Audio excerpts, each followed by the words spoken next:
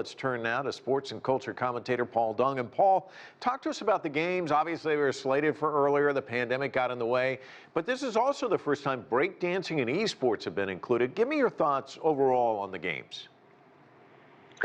Oh, Mike, I should say that, well, before the game started, you know it's going to be in scale in terms of number of athletes and number of events to be competed for. It would be the biggest on record, and no surprise about that. But I think the most impressive things that I witnessed over the last 3 weeks or so is the overwhelming support, and also the turnout, the huge turnout of local audience, the spectators, really exceeded my expectations, because people would assume that, you know, the Summer Olympics, some Winter Olympic Games have already landed in China, although it's the nation's capital, Beijing. But would Chinese people be still as enthusiastic and excited about such a games when it comes to the Asian level? But the fact turned out to be that the local people in Zhejiang province and in Hangzhou city are more than excited and enthusiastic about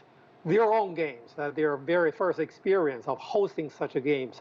So I think Hangzhou is sending a message: never estimate something unprecedented for whatever an event on whatever level for whatever city.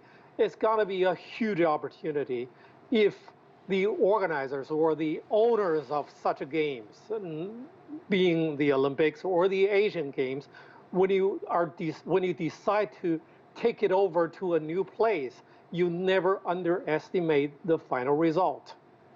Yeah, we also saw some extraordinary victories, some emotional moments in swimming. Can you talk to us about the MVP, Zhang Yufei? She broke down in tears as she clutched another swimmer who was also medaled, but who had been diagnosed with leukemia just a few years ago. Such a sign of solidarity and sportsmanship. It was truly remarkable, wasn't it? Yes, indeed. I'm Mike. If I catch up with the earlier question, yes, a lot of new sports.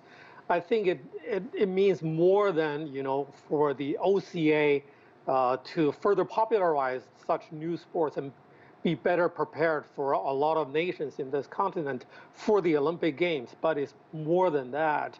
And also when it comes to, you know, such moving moments as Zhang Yufei, and who, you know, it came a little bit surprise for me, because she already did the same thing in Tokyo 2 years ago. During the Olympics. After winning the gold medal, she came to congratulate and for the comeback of the Japanese swimmer or competitor.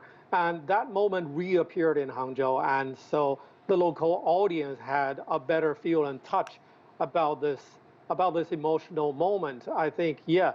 And Zhang Yufei, already the world champion, already Olympic gold medalist, and didn't give up this opportunity to win as many gold as possible in her home country.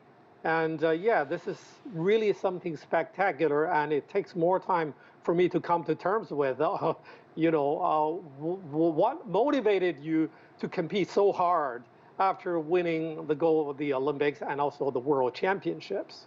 And the swimming, such a talented team. I mean, we're talking about the women's MVP, the men's MVP also dominant as well. Yeah, some people may argue that, okay, you should let the athletes and the swimmers to take a rest before Paris next year. But don't forget that Hangzhou is so special, because Hangzhou is home at the biggest training camp, creating a lot of world champions in swimming. Hangzhou is the home of Chinese swimming now. So there is no excuse for Hangzhou to let the opportunity go. And rather, Hangzhou would demonstrate its prowess and how to nurture future stars, and demonstrate it to other countries when they all come to Hangzhou and see how, you know, swimmers trained in Hangzhou can excel. Yes. Let me ask you one final question. You alluded to Paris, China, the host country, really dominant. Is this kind of a precursor of what we're likely to see in Paris? It did boost a lot of athletes who still have question marks about themselves. Do I still have a chance to win, although I have been dominated in Asia? But with those more additional medals, winning on this continent, beating some of the fiercest rivals from neighboring countries, it absolutely boosted their morale and confidence, and so that they will be better prepared for Paris. And although they may not necessarily among the top contenders in their particular event, but the Asian Games will be a great warm-up opportunity. Yeah, it was terrific. Paul Dong, always love your insights. Thanks so much for joining us. Thank you.